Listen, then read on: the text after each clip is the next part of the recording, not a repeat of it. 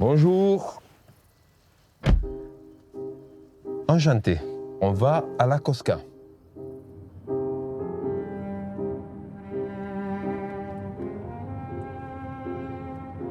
Je suis pas forcément quelqu'un qui suis persuadé qu'il faille vivre systématiquement dans le passé en regardant en arrière et en disant c'était mieux avant. C'est pas du tout ça. Quand on tire les leçons et qu'on connaît l'histoire, et ça aide à avancer dans le futur. Ça aide surtout à ne pas reproduire les mêmes erreurs. Et quand nos sociétés ont basculé dans des grandes erreurs de masse, c'est que nos sociétés n'ont pas su tirer les leçons des temps anciens. Alors que ce soit écrit dans les Saintes Écritures et que déjà à l'époque, Dieu questionne un de ses prophètes pour savoir si lui-même ou son peuple a tiré les leçons du passé, je trouve ça c'est quelque chose qui me parle. Je pense qu'on peut arriver à changer la société en mieux et les bons sentiments et l'empathie doivent être placés au centre des choses.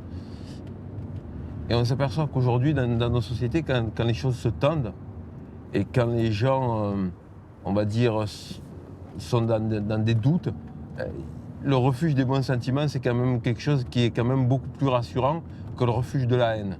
Et on va se retrouver, malheureusement, à force de dessiner une société qui est manichéenne et qui repose sur deux pôles, dans un affrontement idéologique de la haine et de la bienveillance et de l'amour. Dans les années à venir, c'est quelque chose qui risque d'arriver. Je suis élevé dans la foi chrétienne parce que ma famille, ce sont des Italiens du Sud et même s'ils sont communistes, j'avais quand même les crucifix sur les murs et je me suis converti à l'islam, mais si les gens pouvaient déjà comprendre combien les deux religions sont proches. La religion, ça veut dire, ça vient du latin religare, relier. Ça ne doit pas diviser les gens. Et pour moi, même à l'intérieur de mon cercle familial, on va dire, je n'impose rien à personne, y compris aucun aspect dogmatique de la religion. C'est des choses dont je parle très, très peu. Je pense que justement, ce que je garde dans le fait de croire en Dieu, des fois, j'essaie de parler. Quand il y a des choses que je ne comprends pas, je pose des questions. Le doute fait partie de tous les chemins voilà, qui mènent à Dieu. À un moment donné, on peut avoir des moments de doute et d'égarement.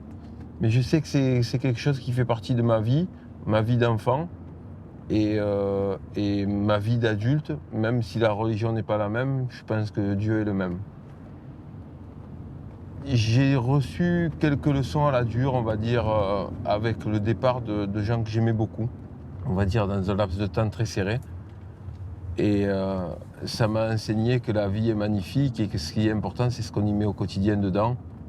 On ne peut pas vivre systématiquement en attendant la mort, il faut vivre et accueillir la mort comme une chose normale et naturelle qui régit tous les êtres vivants de cet univers. Pour moi, ce qui m'importe aujourd'hui, c'est de savoir comment j'interagis avec les autres et avec les gens que j'aime surtout. Et comment je meuble les années qui me restent. L'important, c'est ce que je vais faire pendant ces années-là. Il y a des choses qui me passionnent, comme découvrir le monde. Et j'ai toujours eu cette âme de voyageur. Très jeune, à 17 ans, je suis parti. J'ai passé pas mal d'années en tout aux États-Unis et j'ai gardé ça en moi et je le transmets à mes enfants.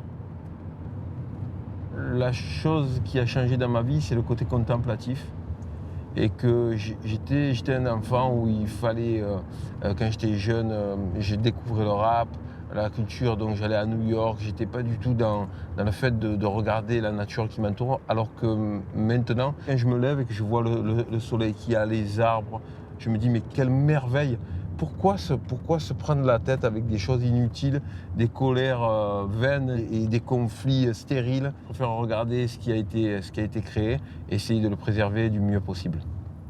Alors là, on arrive à la Cosca, qui est un lieu assez important pour moi parce qu'on a occupé depuis 1998 les lieux avec des studios, on a fait plein de prods, on a produit pas mal d'artistes. C'est un lieu important. Je vous remercie de m'avoir accueilli. Un très très bon dimanche et à bientôt, j'espère.